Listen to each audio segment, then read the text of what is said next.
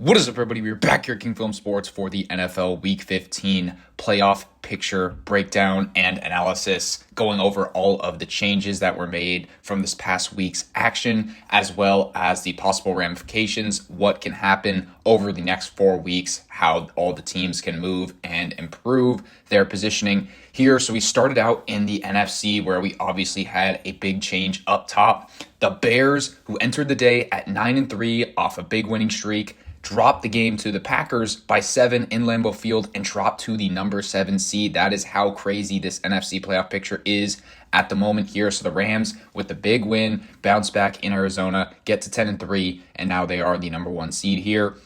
Then you have the number 2 seed Packers. They are 9-3-1 now, just a half game back of the Rams there. And they will play that same Bears team in a couple weeks on a Saturday night in Soldier Field there. Assuming that they win that game, then they should be pretty good to win this division and could be looking at the top seed there if they can win out and the Rams will lose a game. Then the Eagles, recording this before the Monday night game in Los Angeles against the Chargers. Huge update with the Cowboys losing the Thursday night game gives the Eagles a little bit of wiggle room there, but they would, of course, love to improve their positioning. Note that they did beat all of those other division leaders right now. It's not going to matter for the Packers because they do have the tie, so they are a game and a half behind them. But in the case that the Rams will lose a game and the Eagles will win out, then the Eagles would have the tiebreaker in that matchup, and they do have it over the Bucs for what it's worth as well. Then Tampa Bay, still sitting here atop the NFC South, but boy, that was a devastating loss at home to the Saints. So now they are tied with the Panthers, but they do have the tiebreaker at the moment. They will play Carolina, though,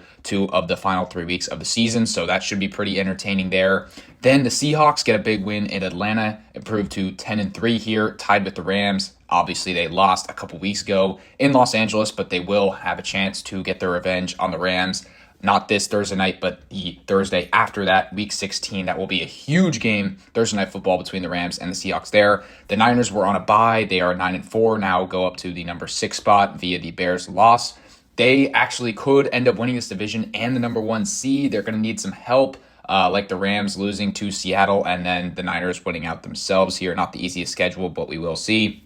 The Bears, they do drop that game to the Packers, and they have some very losable games over these last 4 weeks here. So very important that they finish the season at least 2-2, but probably need 3-1 to feel good about their playoff hopes. Probably it's the 12-win demarcation line that will signify if you will make the playoffs or not. 11-6, you're cutting it a little close. Then you have the Lions, huge win on Thursday night against the Cowboys, but it gets no easier. They go to SoFi Stadium this next week to play the Rams here and a couple other highlight bridge games after that. Then the Panthers, as we mentioned, no real chance of the wild card here, but they are tied with the Bucs.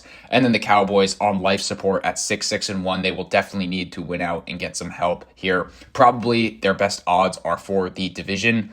Getting over the Eagles there. Just need to hope for a Philadelphia collapse. They have lost 2 in a row, so we'll see what happens there. Then we get to the AFC. Not a whole lot changed here. The Patriots were on a bye, and the Broncos did win against the Raiders. So for the time being, they do improve to the number 1 line there, but it will be interesting. Probably the number 1 seed does come between those 2 teams at the moment, as they do look good to lock up their divisions there. Then at the number 3 line, you have the Jacksonville Jaguars getting a huge win over the Colts, and Daniel Jones done for the season with the Achilles tear. So Colts probably dead for that division and probably dead for the playoffs after they were 8-2, looking like a number 1 seed threat, Super Bowl contender with that running game, but now just so unfortunate with what's happened there. Then you have the Steelers, who looked decent to start out the year, 4-1. Then they were looking really bad, but a huge win in Baltimore over the Ravens there. Now they have the 1-game lead and the tiebreaker over Baltimore, so huge win for them there. Aaron Rodgers and DK Metcalf went off. Then the Bills, a huge win for them at home against the Bengals, basically sinks Cincinnati's playoff chances, and the Bills now still kicking for the division. Remember, they did lose to New England in the first few weeks of the season there at home, but they do have a chance this week to make a game up on New England there, so we will see. Then you have the Chargers going into this Monday night game, huge game against the Eagles there in terms of the wild card. Will they fall back to 8-5, or can they get to 9-4 there? They could challenge the Broncos for the division because they did beat Denver earlier this season, so assuming that they did beat Denver the second time in the Mile High City and the Broncos lose another game, Chargers win out, they could win the division there.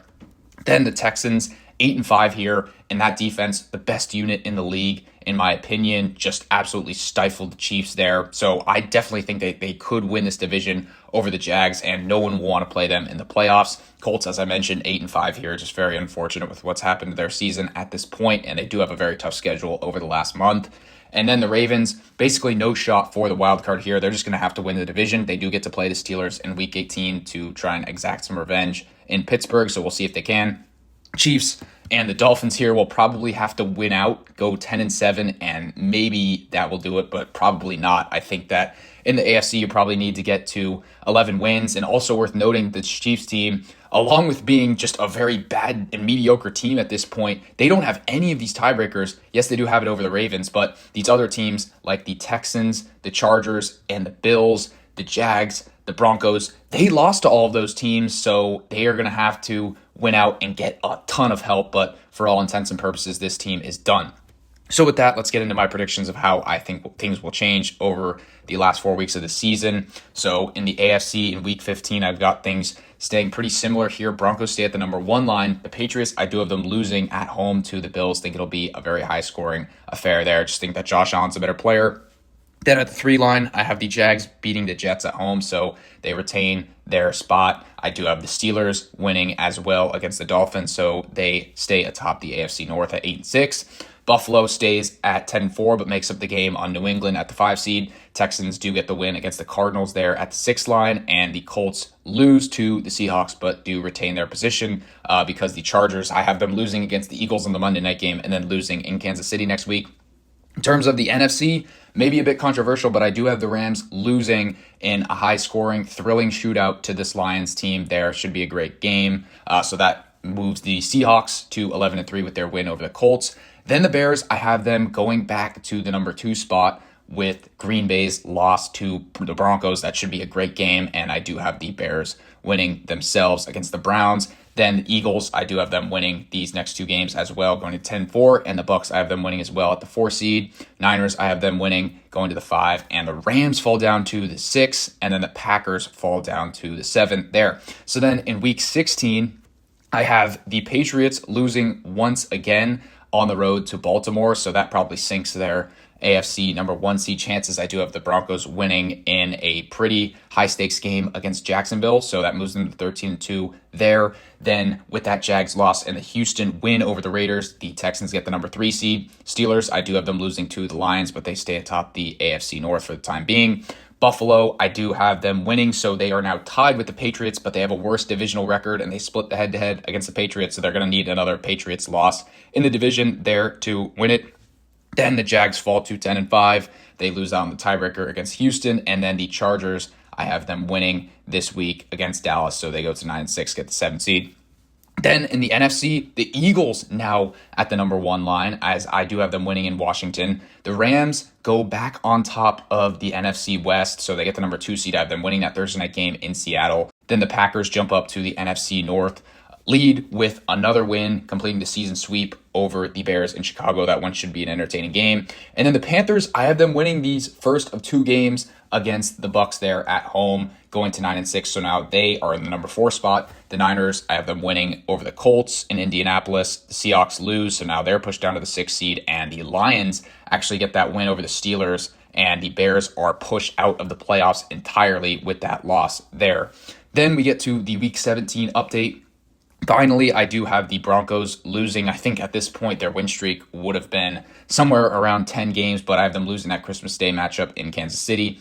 The Patriots, I have them winning a divisional game, so they go to 12-4 there. Texans retain their lead on the AFC South at 11-5. The Steelers win in Cleveland to go to 9-7. And then the Bills, I have them still tied with the Patriots, but they lose out in the tiebreaker, so they're still at 12-4 there. Jags get a win, go to 11-5. And then the Chargers, even in spite of their loss to the Texans, are still at the number 7 spot because the Colts lost to the Jags there as well.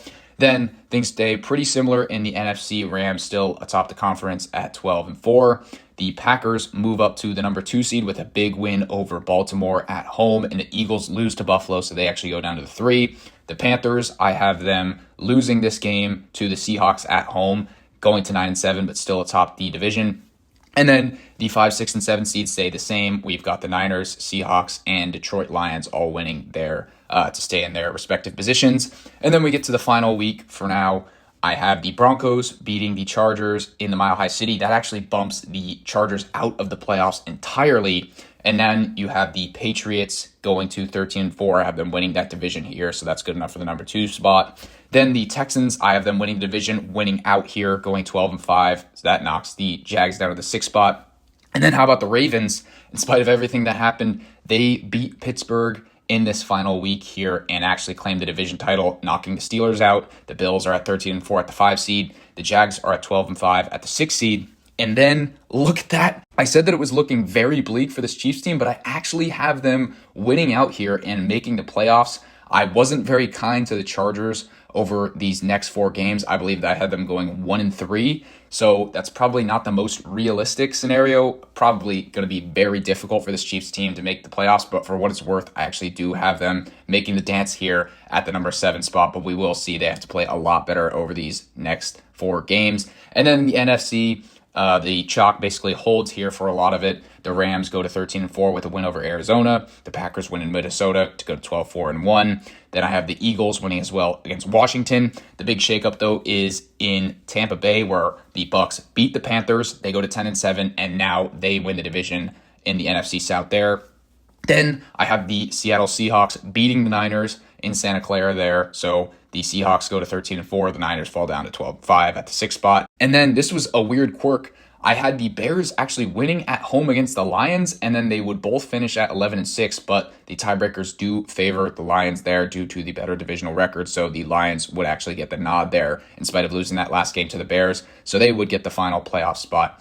So with all that being said, let me know what you guys think of the current playoff picture and the tiebreaker scenarios. What do you guys think will happen over the next month? Who do you guys think will claim the number 1 seeds? Who do you guys think will make the playoffs as the wild cards? As always, be sure to like and subscribe, and I will see you all in the next one.